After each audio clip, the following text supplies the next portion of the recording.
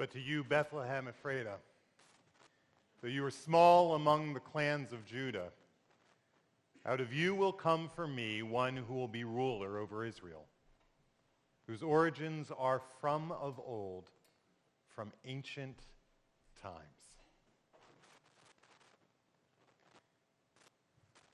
Well, we finally arrived. Throughout this season of Advent in church, we've been going along our own journeys to Bethlehem by following Mary and Joseph and their journey to Bethlehem over this 10-day trip that Adam Hamilton argues they would have most likely taken along this westerly route along the dotted line here. Let's see, where is that button? There it is. Oh, there's that little laser along this route.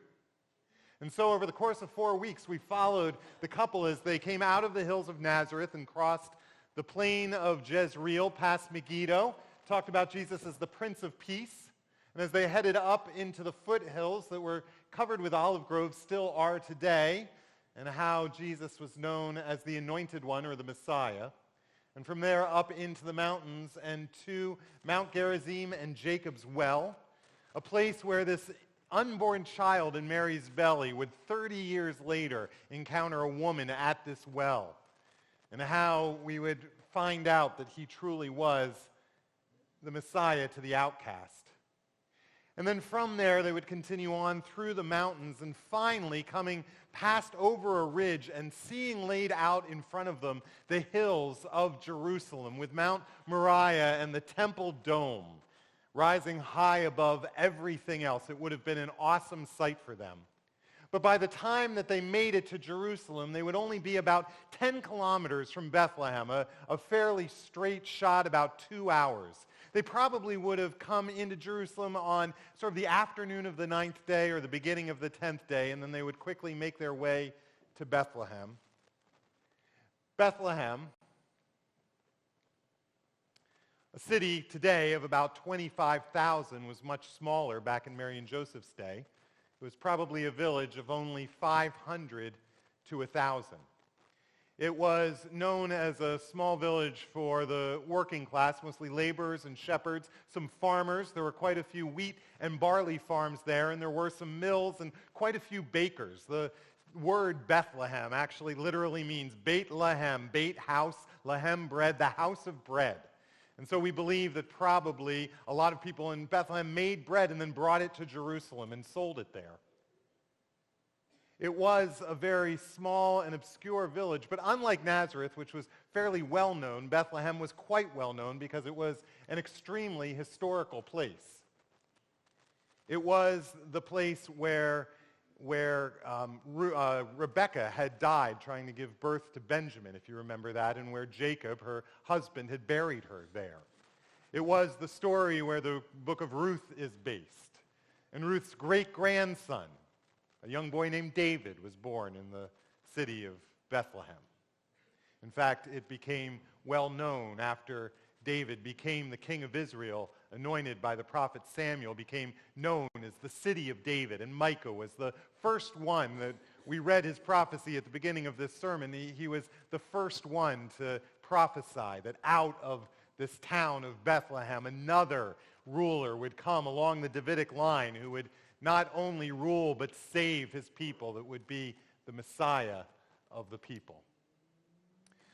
In that spot, to this day, there is a church that marks where they believe that the Savior was born. It's called the Church of the Nativity, with this large patio. And tonight, as we are sitting here, thousands of people are gathering on that patio to sing carols and praises to this Messiah that they believe was born in that spot. If you wanted to go into the church, they've sealed off the main entrance and the main door, but at the end of the courtyard, there is this small little doorway. It's about 3 feet high, and you have to bend down to go through it, which is on purpose because they felt that it was important. It's called the Door of Humility, and they thought that it was important that everyone who is coming to visit this child needs to bend down and to humble themselves before they approach this child.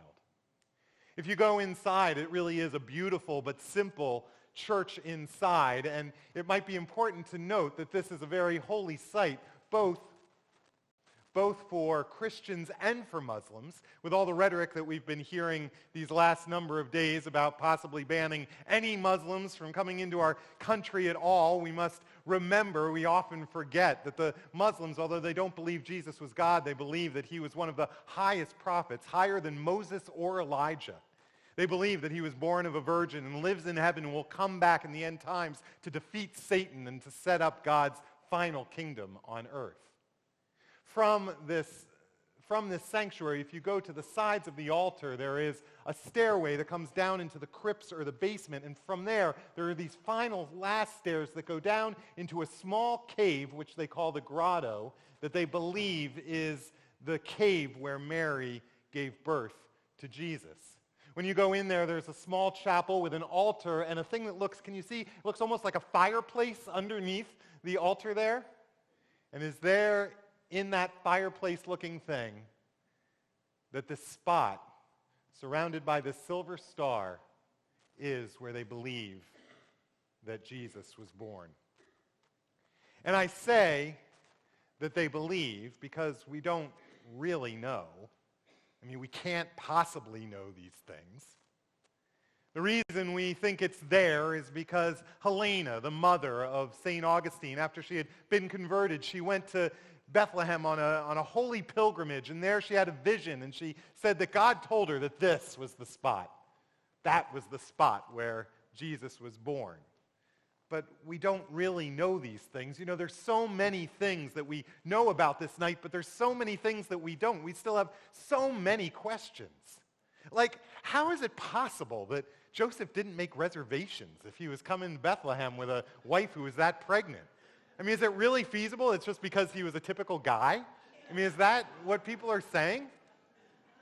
And how is it that if this was his hometown, I mean, this was before people were particularly mobile, I mean, how is it possible that he didn't have all of his cousins and aunts and uncles? His entire extended family would be there. Why was there no place for him in one of their homes? And who are these magi anyway? Exactly what were they, and exactly where did they come from? There's so much that we don't know about this night. And yet we know that something happened on this night that changed the trajectory of human history on this planet for the rest of time.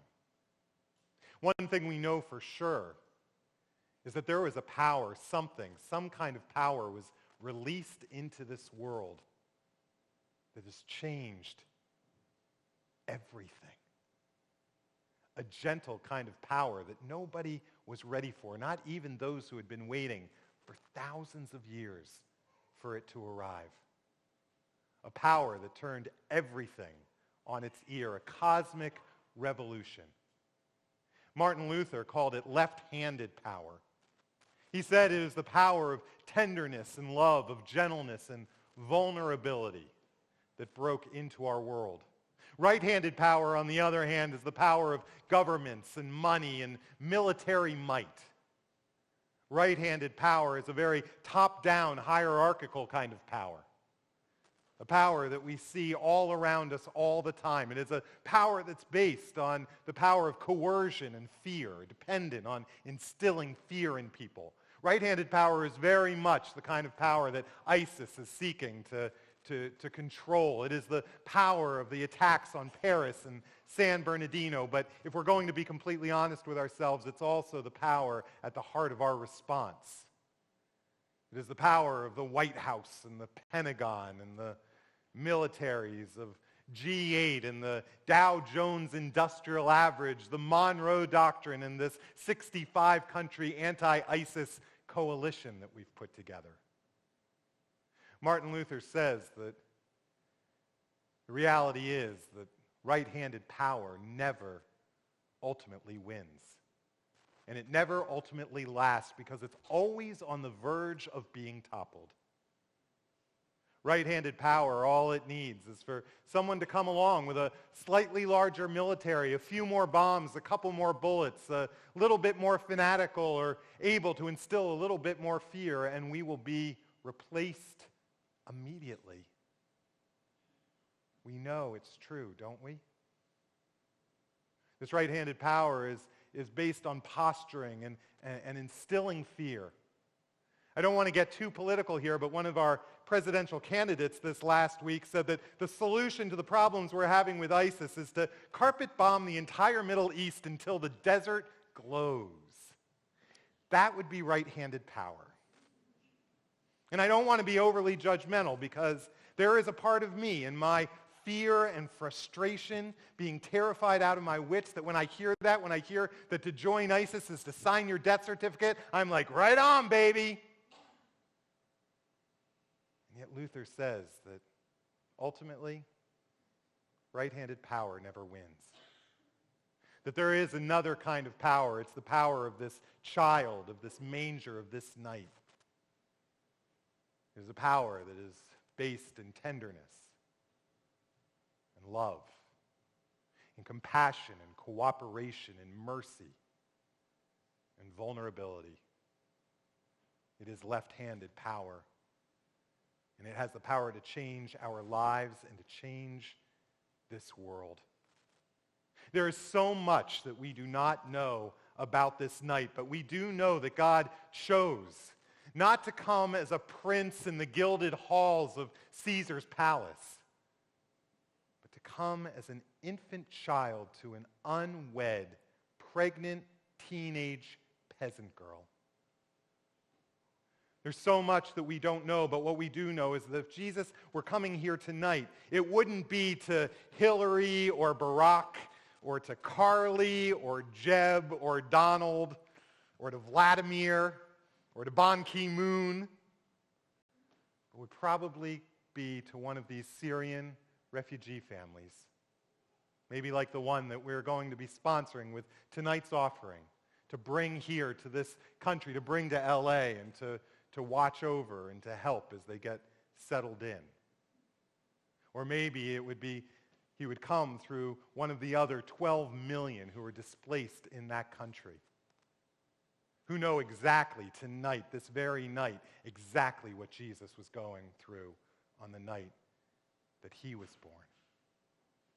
There's so much that we don't know. We don't even know what the characters looked like. There's so much we're always trying to imagine what that night might have looked like, what all of those players might have looked like, the very best minds, the master artists of every age and every culture has tried their hardest to figure out what these people would have looked like, to spill it out on canvas, to chisel it into marble, to pour it into their frescoes and their mosaics and their reliefs.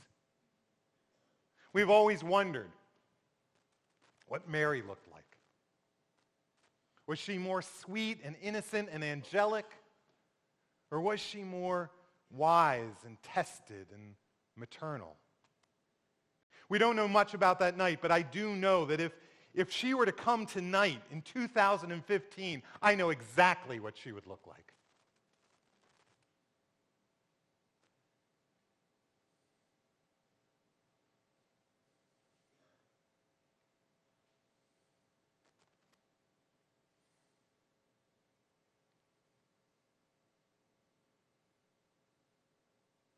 We don't know what this journey was like for Mary and Joseph. Throughout this season, we've been trying to track it, trying to get some idea, trying to have some kind of picture. But if we want to know what this journey looks like, we don't have to look very far. We can go back to those exact roads on this very day, and we will know exactly what it was like.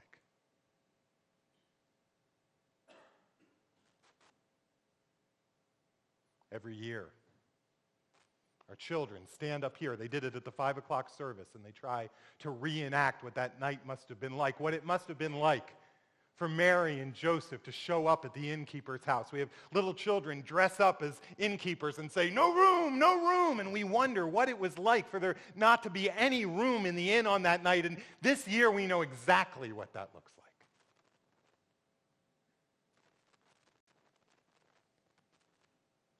And generation after generation has been trying to figure out what Jesus would have looked like. Was he tall? Was he short? Did he have a beard, or was he clean shaven? Was his hair long? Was it not long?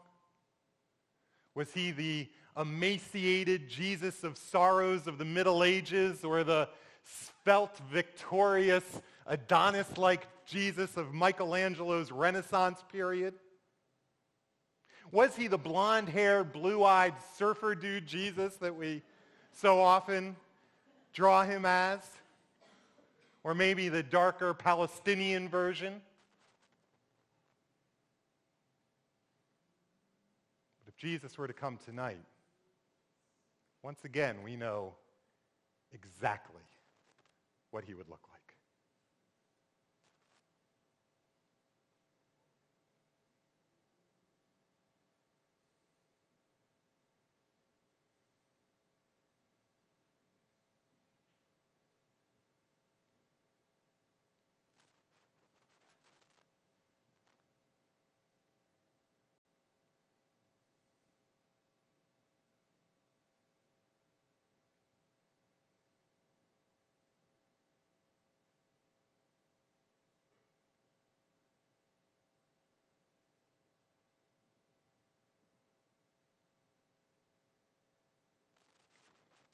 This night has always been about making a choice. A choice between two very different kinds of worldviews, two very different kinds of kingdoms. Between the kingdom of right-handed power, of might and military persuasion, of coercion and posturing and strength and fear. Or between a world of left-handed power based on love and humility, on vulnerability and gentleness. What we've done tonight, what tonight is about for those of us who have decided to follow Jesus, we've decided that is our role in this world to be champions and instruments of this left-handed power. To believe that this is by far the most powerful, creative, and life-giving force in the universe, and that ultimately it will always win out over the power of fear and coercion. Tonight, we make a choice to give ourselves once again to the power of this manger, to give ourselves to the power of this child. Tonight is the night that God left no shadow of a doubt that there wasn't anything he wasn't willing to do to come, break into this world, and come pleading for our love on his hands and knees. And so the choice that we have tonight is simple. Are we going to stare at the manger from afar, or will we allow ourselves to stand over it? This child who is reaching up and asking to be embraced, are we willing to pick him up and hold him close to our heart and to allow our lives to be the manger in which he can be born anew in this Christmas morn?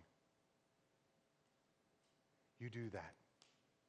You allow yourself to pick up and embrace this child in this left-handed kind of power. And it will change everything, not just the kind of country you want to live in, the kind of candidates you're willing to vote for, the kind of policies, domestic and international, that you're willing to support. It will affect every part of your life.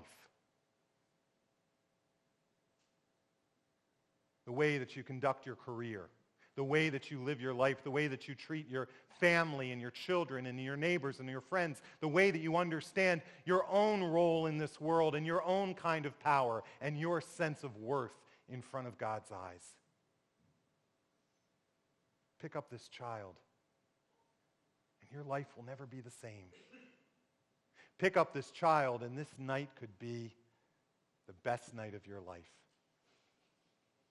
I want to thank you so much for spending this evening with all of us as we welcome this gentle, vulnerable power back into our lives and back into our world. Amen.